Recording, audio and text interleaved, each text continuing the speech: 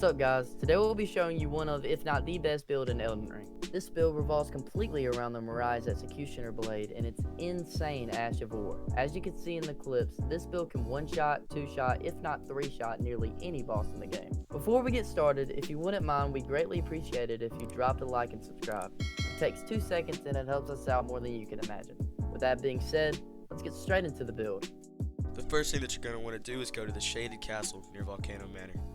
Follow the path shown in the clip and traverse to the castle, where you'll eventually be met with a boss fight.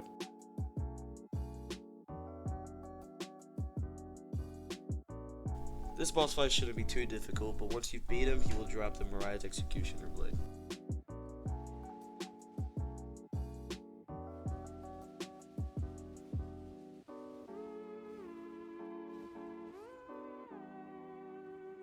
Next we'll show you how to get the talisman, starting off with the Godfrey icon.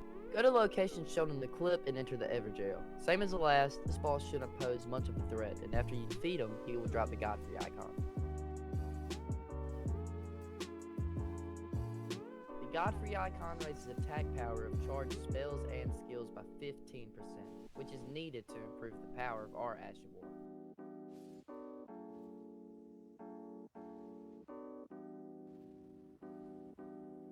The next talisman you're going to need is the Shard of Alexander.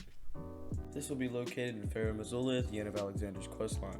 Walk up to him, and once you've cleared his dialogue, he will ask you to fight him. Once you beat him, he will then drop the Shard of Alexander. This talisman greatly boosts the attack power of skills by 15%.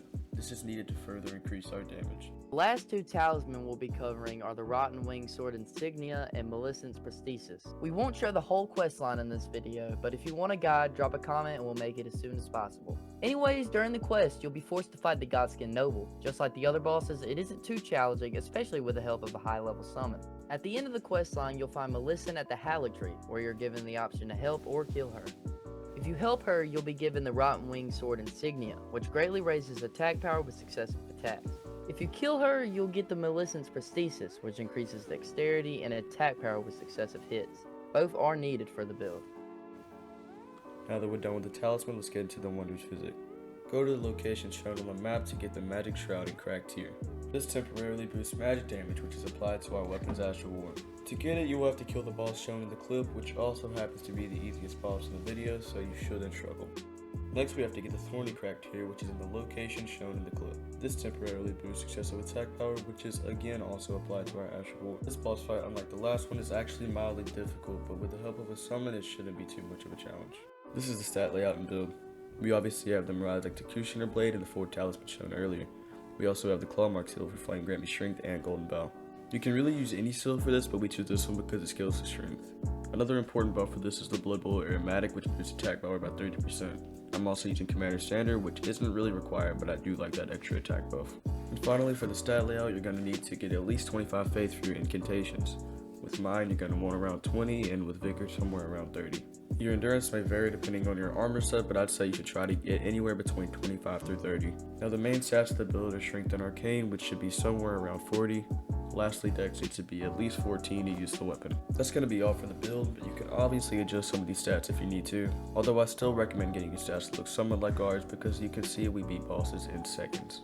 Now that we've completed the build, let's go over the PvE aspect of things. There isn't too much to say other than it is completely overpowered. PvE, we have enough time to apply our buffs such as Flame Grant Me Strength and Golden Vow. Both makes us do much more damage. Having time to apply buffs is a huge part of how we melt in-game bosses' health in seconds.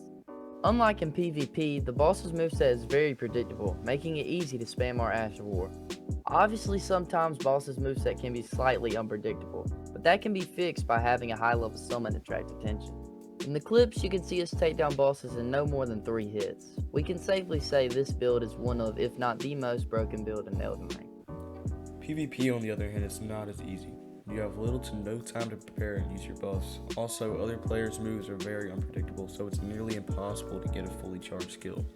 But as shown in the clips, if you are lucky enough to land an attack, you shred your opponent's health bar in seconds. The easiest way I've found to deal damage is just to sit back and wait for your opponent to do an easily predictable move or force them into trading hits. Now with all this being said, this build is still pretty busted on PvP, it's just slightly more difficult to use. Thank you guys so much for watching today's video. All that we ask you now is that you like, subscribe, and turn on notifications so that you can be alerted when we drop more Elden Ring content. Now with all that being said, we really do hope that you enjoyed and that we helped you find your next Elden Ring build. Once again, thank you guys so much for watching, and see you in the next one.